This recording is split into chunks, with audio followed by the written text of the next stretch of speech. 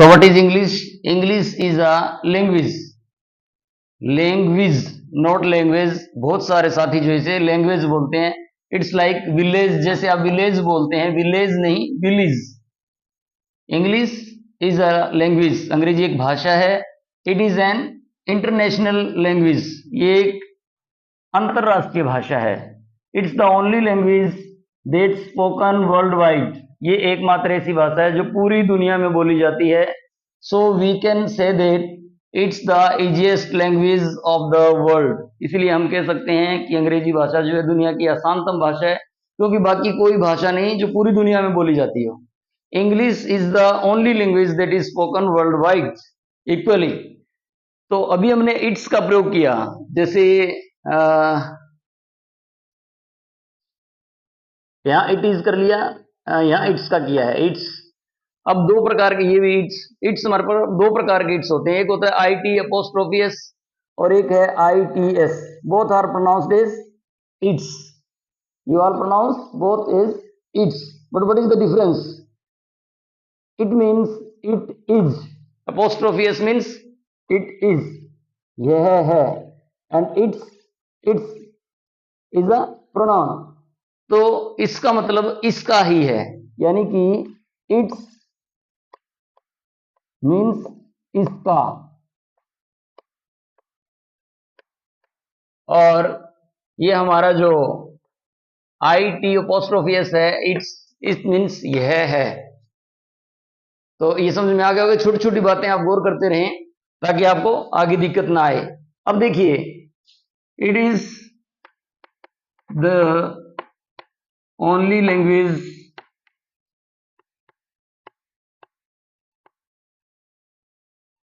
that have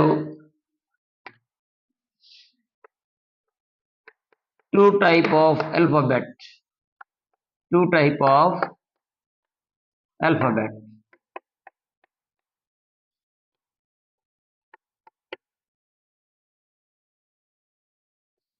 और कोई भी भाषा नहीं जिसमें दो प्रकार के अल्फाबेट हो। Can you tell me any language that have two type of alphabet, जिसमें वर्णमाला दो प्रकार की हो? लेकिन in English we have, these are capital letters, capital letters, and second one is small letters, small letters, और इनका दूसरा नाम क्या होता है? Running letters.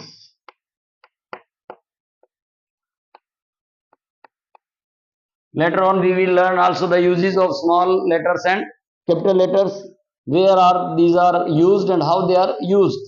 So ये अकेली भाषा है जिसके अंदर दो प्रकार की वर्णमाला है, और किसी भाषा में दो प्रकार की वर्णमाला नहीं।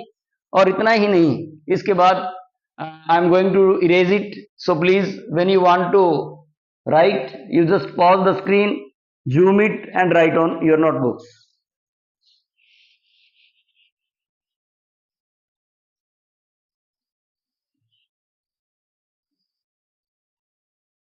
Next is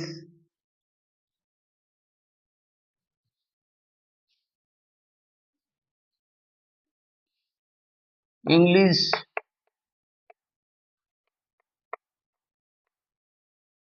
is the language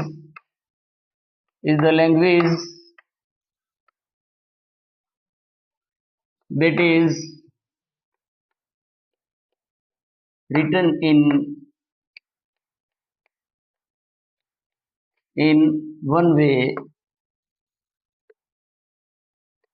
and spoken the other, English is the only language that is written in one way and spoken the other is given below। अभी आपको एग्जाम्पल दे करके बताते हैं। फॉर एग्जाम्पल के लिए हम लिखते हैं ईजी, ऐसा लिखते हैं E.G. and we speak it for example। What is the meaning of it? It means exempli gratia, gratia, which means for example, example gracia, which means for example,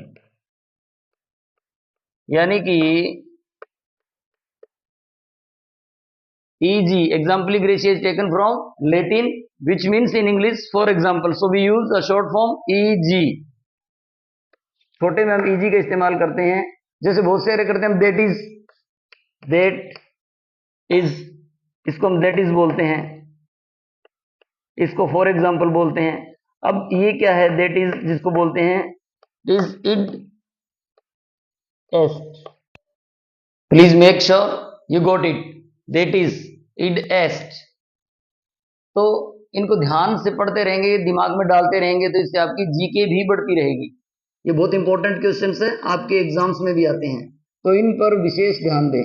अब जैसे फॉर एग्जाम्पल हमने बताया था कि के का वर्ड एक है हमारे पास हिंदी वर्ण वाला के अंदर, लेकिन क के लिए के आई टी ई क के लिए हमने कौन सा शब्द यूज किया, के।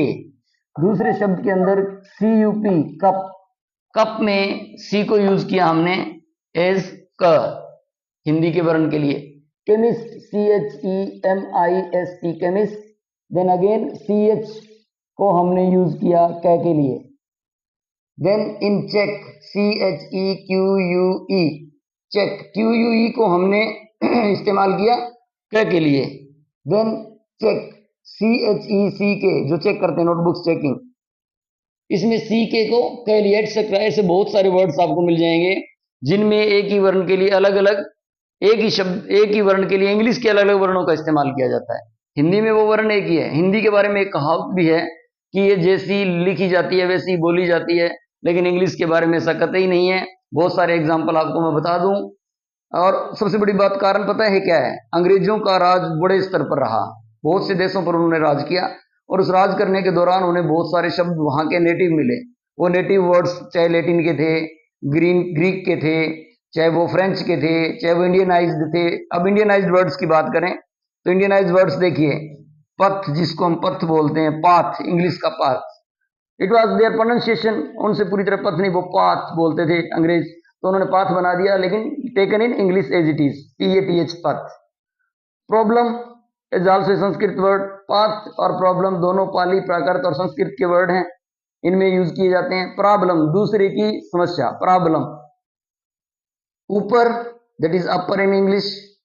जंगल, as it is we have taken jungle. when we were school going, on that time it is used forest, we are going to forest, or once upon a time somebody was going to forest, but nowadays it is written somebody was going in the jungle. And same loot, one more word is there, khads. When we were school going, on that time it was used, there are so many pits in the road, but now it is used khads in the road, khads, खड्डे। ये धीरे धीरे हर साल dictionary जो नए words जोड़ती है उसके अंदर ऐड होते जाते हैं। अभी लूट भी ऐड हो गया है। लूट मीन्स रॉबरी। अब जिस टाइम हम पढ़ते थे उसको रॉबरी बोलते थे, रॉब्ड बोलते थे, कि bank was robbed, and now it is used bank was looted और बैंक लूटेड। अब इसी तरह लेते हैं। अभी बात आई डिक्शनरी की। सो डिक्शनरी से एक बात आपसे और पूछना चाहूंगा, अपडेट हो जाएंगे आप, और दैट इज कि डिक्शनरी जो है सबने देखी आपने। जब भी किसी वर्ड मीनिंग को देखना है, कंफर्म करना है, उसकी प्रोनाउंसिएशन को कंफर्म करना है, देन वी नीड डिक्शनरी। और इंग्लिश के अंदर ऑक्सफोर्ड एडवांस लर्नर डिक्शनरी ही आपके लिए सर्वमान्य और सबसे बेहतरीन है। ऑक्सफोर्ड एडवांस लर्नर डिक्शनरी, इसके साथ एक CD भी आती है जिसको आप अपने कंप्यूटर के अंदर सेव कर सकते हैं, कोई दिक्कत ना है इसके लिए। अब डिक्शनरी की बात जब आई तो डिक्शनरी के बारे में मैंने इसलिए जिक्र किया कि जब कोई चीज कोई लिखता है, नावल लिखता है, उसको हम कहते हैं नॉवलिस्ट। पोइट्री लिखता है, हम कहते हैं पोइट। कुछ स्टोरी लिखता है, हम कहते हैं ऑथर, राइटर। कोई चीज नरेट करता है, हम कहते हैं narrator. Like that, I want to ask dictionary को लिखने वाले को क्या कहते हैं? The person who writes dictionary is called dust dust dust. Is there any reply? Okay, it's called lexicographer. Lexicographer. It is called lexicographer. LEXICOGRAPHER. Lexicographer. Dictionary के लेखक को लेक्सिकोग्राफर कहते हैं. So I think enough for the day. आज के लिए इतना काफी है. आप रोज का काम रोज कर लें तो नो डाउट 3 महीने के अंदर आप सब सीख जाएंगे. I hope 3 months are enough to learn English because it is the easiest language of the world. Okay, good night, शब्बा खैर, सी यू.